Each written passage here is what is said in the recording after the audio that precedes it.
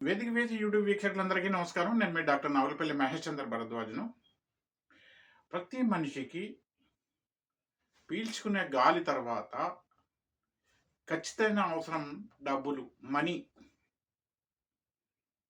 అప్పుడే పుట్టిన శిశువు దగ్గర నుంచి మనిషి చనిపోయినాక గూడా డబ్బులు అవసరం. ధనం మనిషి జీవితానికి ఇంధనం. కానీ రోడ్ డౌన్ ఉన్నప్పుడు మనం న్యూట్రల్ ఏస్తే బండి ముందుకు పోతది కావచ్చు. కానీ మనిషికి మాత్రం ఈ మనీ, డబ్బులు, పైసలనేది లేకుంటే జీవితం ముందుకు సాగదు. సో, ఇక్కడ ఏ మనిషైనా ముఖ్యంగా ఒక ఏజ్ వచ్చినంక, వయసు వచ్చినంక అతను పని చేసినా, చేయకున్నా అతనికి ఖర్చులంటూ ఖచ్చితంగా ఒస్తాయి. సరే, చదువుకున్న పిల్లల విషయం వదిలిపెట్టి చదువుకునే పిల్లలు వదిలిపెట్టాలి. ఎందుకంటే వాళ్ళకి సంపాదన అంటే అవసరం లేదు గదా! వాళ్ళు ఎదిగే వయస్సు. సో, ఈ మనిషికి పని చేసినా, చేయకున్నా కాలం ఆగదు. కాలం నిరంతరం ప్రవహిస్తూనే ఉంటది. రోజులు, వారాలు, డేట్లు, నెలలు, సంవత్సరాలు గడిచిపోతూనే ఉంటాయి. ఇక్కడ మనకు ఒక కొలమానం ఏంటిది? ఈ కాలంలో కొలమానం ఏం చేసినాం మనం? ఒకటో తారీఖు నిర్ణయం చేసుకున్నాం. ఒకటో తారీఖు అది ఏ నెలైనా గానీ, ఏ సంవత్సరమైనా గానీ. ఈ ఒకటో తారీఖు ఒక రొటీన్, ఒక కుటుంబ బాధ్యతలు, ఒక ఖర్చులు అంటే ఏదో ఒక ఖర్చులు అంటూ ఉంటాయి. ఖర్చులు. ఆ ఖర్చులు మనకు తట్టుకోవాలంటే ఏం జేయాలి? నువ్వు పని జేసినా, చేయకున్నా ఈ వాచ్‌ల గడియారంలో ముండ్లు ఎలా తిరుగుతాయో నీకు ఖర్చులంటూ గ్యారంటీ ఒస్తాయి. ఆ ఖర్చు పేరు ఏమైనా జెప్పు. భోజనం గురించనో, బట్టల గురించనో, లేకుంటే మెడికల్ బిల్ అనో, నువ్వు ఏదైనా జెప్పు, ఏదైనా జెప్పు. ఎంటర్‌టైన్‌మెంట్ అను. నీకు ఖర్చులైతే గ్యారంటీ ఒస్తాయి. పిల్లల ఫీజ్ అను. ఎనీథింగ్. సో, ఈ ఖర్చులు మనం తట్టుకోవాలంటే ఏం జేయాలి? మనం సంపాదించే పైసలల్లా ఎంతో కొంత డబ్బులు మిగలాలి. డబ్బులు మిగలకుంటే నువ్వు ఖర్చులు తట్టుకోలేవు. ఏమైతది అప్పుడు? ఎప్పుడైతే నీకు ఖర్చులకు తగ్గ నీకు ఆదాయం లేకుంటే ఏమైతది? అప్పులైతాయి. అడ్వాన్స్ ఖర్చులొస్తాయి. ఎంత కష్టపడ్డా ఎక్కడో చోట బాకీ ఎటువంటివి మిగిలిపోతుంటాయి. అయితే ఈ వృత్తి బాగుండాలంటే ఏం జేయాలి? నీకు ఒక నీ పూర్వీకుల సపోర్ట్ అవసరం. పితృదేవతల సపోర్ట్ అవసరం. తర్వాత నీ పూర్వపుణ్యం అంటూ కొంత ఉంటదది. బ్యాంక్ బ్యాలెన్స్ లాగా పూర్వపుణ్యం అంటూ కొంత ఉంటది. ఆ పూర్వపుణ్యం అనేది ఇవాళ నువ్వు చేసే పనిలో ఆ ఒడిదుడుకులు రాకుండా కాపాడతది. దానికి కూడా ఒక లిమిట్ అంటూ ఉంటది. నీకు కష్టాలు ఎప్పుడొస్తాయి? నీ వలన ఎవరికైనా ఇబ్బందులైతే వాళ్ళ వల్ల నీకు కష్టాలొస్తాయి. రెండోది, నీ యొక్క అమాయకత్వం, ఓవర్ కాన్ఫిడెన్సు, అహంకారం, తొందరపాటు నిర్ణయాల వల్ల కూడా నీకు నష్టం అంటూ వస్తాయి. నీకు నష్టం అంటూ జరగకుండా ఉండాలంటే ఏం జేయాలి? నువ్వు ఎదుటి వ్యక్తులతోనే బాగుండాలి. ఎదుటి వ్యక్తులు ఎవరన్నా గాని భార్య, భర్త, తల్లి, తండ్రి, కొడుకు, తమ్ముడు, ప్రపంచంలో ఎవరితోనైనా అది తెలిసిన వాళ్ళు గాని, అన్నోన్ పర్సన్ తెలియని వాళ్ళతోని కూడా నువ్వు మంచిగా రిలేషన్‌షిప్ మెయింటైన్ జేయాలి. నువ్వు రిలేషన్‌షిప్ మెయింటైన్ జేయాలంటే ఏం జేయాలి? ముఖ్యంగా నీ వృత్తిలా, నువ్వు చేసే పనిలా ఎదుటి వాళ్ళకు సాటిస్ఫాక్షన్ చేయాలి. నీకెవరో ఏదో పనప్ప జెప్పిండ్రు. ఒక మామూలు కూలీ గావచ్చు, పెద్ద ఎవరన్నా గావచ్చు. ఈ లోపల ఇతరులకు నీ సర్విస్ సాటిస్ఫై అయినప్పుడే నీ ఎదుటున్న వ్యక్తి, నీకు పని అప్పజెప్పిన వ్యక్తి, తను ఒప్పుకున్న డబ్బులు ఇవ్వడమే గాకుండా, ఇంకా వేరే వాళ్ళని గూడా రికమెండ్ జేస్తాడు. మళ్ళోసారి తనకు అవసరం పడ్డప్పుడు పిలిపించుకుంటాడు. ఇది నెల జీతం వాళ్ళకి ఇదే వర్తిస్తది. ఒక వారం ఒక కాంట్రాక్ట్ లేబర్ గాని, కాంట్రాక్ట్ ఉద్యోగానికి ఎవరికైనా ఇదే పని చేస్తాడు. నువ్వు బాగా పని చేస్తే నిన్నెవరు వదులుకోరు. తనకే కాకుండా తనలాంటి ఇంకెవరికైనా అవసరం పడ్డా నిన్ను రికమెండ్ చేస్తుంటారు. నువ్వు ఒక పనిని బాగా చెయ్యాలంటే మంచిగా నువ్వు ఒప్పుకున్న బాధ్యత సక్సెస్‌ఫుల్‌గా, విజయవంతంగా, ధైర్యంగా, ఒక కామన్ సెన్స్‌తోని నువ్వు ఆ పని నెరవేరాలంటే నీకేం జేయాలి?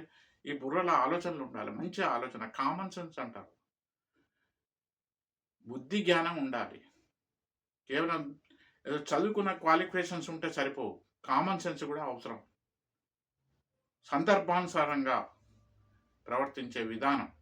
మనం డ్రైవింగ్ చేసేటప్పుడు ఎప్పుడు టాప్ గేర్‌లో వెళ్తామా? అక్కడ రోడ్డు మీద పరిస్థితులను బట్టి మనం మన డ్రైవింగ్ స్పీడ్‌లో గేర్ మార్చుకుంటాం. డ్రైవింగ్ స్పీడ్‌లో ఎక్కువ తక్కువలు చేసుకుంటుంటాం. అలాగే నువ్వు ఏ వృత్తిలో గాని పరిస్థితులకు అనుగుణంగా నువ్వు నీ ఆలోచన బుర్ర పనిచేయాలి. నీ బుర్ర పనిచేయాలంటే ఏం కావాలి? ఈ మెదడు పనిచేయాలంటే ఏం కావాలి? నువ్వు మంచి ఆహారం తీసుకోవాలి. మంచి ఆహారం తీసుకోవాలి.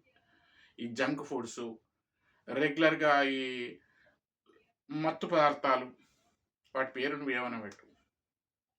చల్లారిపోయిన పదార్థాలు ఇవి తినకూడదు. చల్లారిపోయినయి, జంక్ ఫుడ్స్, మత్తు పదార్థాలు ఇవి తినకూడదు. మామూలు ఆహారం. సరే ఎప్పుడో ఒకసారి ఏదో పండుగలకో, ఏడాదికో, 6 నెలలకో ఒకసారి ఎప్పుడో బాగా సంతోషంగా ఉన్నప్పుడు అంటే ఆ కథ వేరు. కానీ అదొక అలవాటు కాకూడదు. నీకు ఆహారం లభించాలంటే, నీకు తిండి లభించాలంటే ఏం కావాలి నీకు? ఇంట్లో కుటుంబ సభ్యులు, బయట వ్యక్తులు వీళ్ళ యొక్క సహకారం కావాలి. సహకారం. నీ పై వాళ్ళు కావచ్చు, కింది వాళ్ళు కావచ్చు, తోటి వాళ్ళు కావచ్చు, నీ ఇంటి పక్క వాళ్ళు కావచ్చు, ఎదుటి వాళ్ళు ఎవరిదైనా నువ్వు ఇతరుల సహకారం లేకుంటే నీకు ఆహారం లభించదు. నువ్వు వంట వండుకున్నా కూడా ఈ వండుకునే పదార్థాలు ఎవరో ఒకరు మన పండించినాయే కదా. ఎక్కడి నుంచో ఏదో భూమిలో ఏదో రైతు పండించిన భూమి ఇవాళ నీ వంటగదిలోకి వచ్చిందంటే మధ్యన ఎంతమంది సహకరిస్తే నీ వంటగదిలోకి వచ్చినాయి అంటే నీకు ఎప్పుడు ఇతరుల సహకారం అనేది కంపల్సరీ. నీకు ఇతరుల సహకారం ఎప్పుడైతే వస్తుంది? నీ మాట బాగుంటే, నీ వే ఆఫ్ టాక్, నువ్వు మాట్లాడే విధానం, దాంట్లో ఒక ప్లీజెంట్ మేనర్ అంటారు ఇంగ్లీష్లో. అంటే ఒక మంచిగా సంతోషకరంగా రిక్వెస్ట్ మేనర్లో ఉండేది ఉంటే అవతలి వాళ్ళ నుంచి సహకారం లభిస్తుంది. నువ్వు పిల్లలను కూడా నువ్వు బెదిరించి చూడు. ఒకసారి వింటారు, రెండోసారి, మూడోసారి మొండి అవుతారు. నువ్వు ఎవరితోనైనా కానీ ఎప్పుడైతే నువ్వు బాగా మాట్లాడతావో నీకు అవతలతో సహకారం ఉంటుంది. సహకారం అంతా ఆటోమేటిక్గా నీకు పనులు కూడా దొరుకుతాయి. పనులు నాట్ ఓన్లీ భోజనం, నీకు ఏదైనా పనులు కూడా దొరుకుతాయి.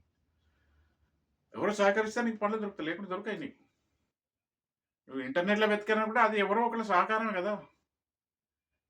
నువ్వు ఇంటర్నెట్లో వెతికినా, నెట్ అంటాం మనం, నెట్లో వెతికినా కూడా నీకు ఎవరో ఒక సహకారం చేస్తే నీకు ఇట్లా కనబడుతుంది. లేకుంటే నీకు ఏ వెబ్సైట్లో, ఏ యాప్లో ఏమున్నదని నీకు ఏం తెలుస్తుంది? ఏ లింక్లో ఏమున్నది నీకు ఎట్లా తెలుస్తుంది? సో అలాగా ఎప్పుడైతే నీకు ఇతర సహకరిస్తారో అప్పుడు నీకు డబ్బుల కొదవ ఉండదు, నీకు పనుల కొదవ ఉండదు. కానీ వాళ్ళు సహకరించాలంటే ఫస్ట్ నీ నోరు బాగుండాలి, నీ మాట తీరు విధానం బాగుండాలి. అవతలోళ్ళు ఇరిటేట్ అయ్యేలాగా ఉండకూడదు. మీరు తోవల బస్సులో కానీ, ట్రైన్లో కానీ, దుకాణం, షాప్లో కానీ, ఎక్కడన్నా కానీ మీరు మామూలుగా మాట్లాడి చూడండి, హార్డ్గా మాట్లాడి చూడండి. ఒకటే పదానికి అర్థం. మనం దీనికి ఉదాహరణ చెప్పుకుందాం. ఏం బాబు మీ నాన్నగారు ఉన్నారా? ఏం బాబు మీ నాన్నగారు ఉన్నారా? ఉన్నారు అంకుల్. లేదు, మార్కెట్కి వెళ్ళారు, గుడికి వెళ్ళారు, వస్తారు, కూర్చోండి, స్నానం చేస్తున్నారు అని నీకు ఒక చెప్తాడు. ఇదే ప్రశ్న ఏం బాబు మీ అమ్మమ్మ కూడా ఉన్నాడా అంటే ఎలా ఉంటుంది? ఏం బాబు మీ అమ్మమ్మ కూడా ఉన్నాడా అంటే ఎలా ఉంటుంది? రెండిటి యొక్క మాట్లాడే సెంటెన్స్ యొక్క అర్థం ఒకటే. కానీ నువ్వు మాట్లాడే నీ మాటల యొక్క ప్రజెంటేషన్, మాట్లాడే విధానాన్ని బట్టి అవతలోడు ఆవేశపడడం, ఇరిటేట్ కావడం, 4 కొట్టడమో, నీ పట్ల నీకు ప్రాబ్లం క్రియేట్ చేయడం అనేది నీ మాటను బట్టి ఉంటుంది. ఎప్పుడైతే నీ మాట కరెక్ట్ ఉంటుందో, నువ్వు ఆడోళ్ళ, మగోళ్ళ, పిల్లవాళ్ళ, పెద్దోళ్ళు, వాటెవర్ ఏ ఊరైనా కానీ ఎప్పుడైతే నీకు మాట బాగుంటుందో, నీ మాట ఒక ప్లీజెంట్ రిక్వెస్ట్ మేనర్లా, ఒక సంతోషకరంగా ఎప్పుడైతే ఉంటుందో అవతల వాళ్ళ పనులు వదిలిపెట్టుకొని, అవసరమైతే వాళ్ళ జేబులు ఖర్చు పెట్టుకొని నీకు సహకరిస్తారు. ఎప్పుడైతే ఇతరులు నీకు సహకరిస్తారో అప్పుడు నీకు డెవలప్మెంట్ ఉంటుంది. నీకు డెవలప్మెంట్ ఉన్నప్పుడు నీకు డబ్బుల కొదువు ఉండదు. అంటే నీకు ఫైనాన్షియల్ ప్రాబ్లం ఉండద్దంటే the most major important matter is నీ నోరు, నీ మాట విధానం. ఎవరైతే వాళ్ళ మాట విధానాన్ని బాగుంచుకుంటారో, అది కేవలం మాట అంటే మాటే కాదు, మెసేజ్ కూడా కావచ్చు, లేకుంటే ఫోన్లో కూడా కావచ్చు. మెయిల్ల ద్వారా కావచ్చు. నీ భావనలనేది కరెక్ట్ ఉంటే, అదొక ఉపయోగకరంగా ఉంటే, ఖచ్చితంగా నీకు అందరూ సహకరిస్తారు. ఎప్పుడు నువ్వు చాలా బిజీగా ఉంటావు. ఎప్పుడైతే నువ్వు బిజీగా ఉంటావో, నీకు తీరిక లేకుండా ఉంటావో, నీకు అప్పుడు డబ్బులకు కోదు ఉండదు. డబ్బులకి ఎప్పుడైతే ఈ పైసలకు కోదు ఉండో, అక్కడ నీకు అప్పులుండయి, గొడవలుండయి, హ్యాపీగా ఉంటావు. తర్వాత నీ వారసులు కూడా నీ గురించి బాగా చెప్పుకుంటారు. సో, అందువలన ఎవరికైనా డబ్బులకు కొరత ఉండొద్దంటే, ఫస్ట్ వాడు మాట్లాడే మాట విధానాన్ని మార్చుకోవాలి. దీన్నేమంటారంటే వే ఆఫ్ ప్రజెంటేషన్ అంటారు. మాటలో నీ మీనింగ్ కరెక్టే కావచ్చు, నువ్వు చెప్పే విధానం కావచ్చు కరెక్టే కావచ్చు, నీ భావన కరెక్టే కావచ్చు, నీ ఉద్దేశ్యం కరెక్టే కావచ్చు. ఆ చెప్పే విధానం, మాటలు మాట్లాడే విధానం, "ఏం బాబుకు ఏ రాను" తేడా వస్తది. సో, అందువలన నీ మాట తీరు బాగుంటే నీకు డబ్బులకి ఇబ్బంది రాదు. ఉంటాను. నమస్కారం. శుభాకాంక్షలు. నా అభిప్రాయం నచ్చినప్పుడు దయచేసి ఈ వీడియోని లైక్ చేసి, షేర్ చేసి ఇతరులతోని కూడా నా భావనలు పంచుకోవాల్సిందిగా కోరుతున్నాను. ఉంటాను. నమస్కారం. శుభాకాంక్షలు.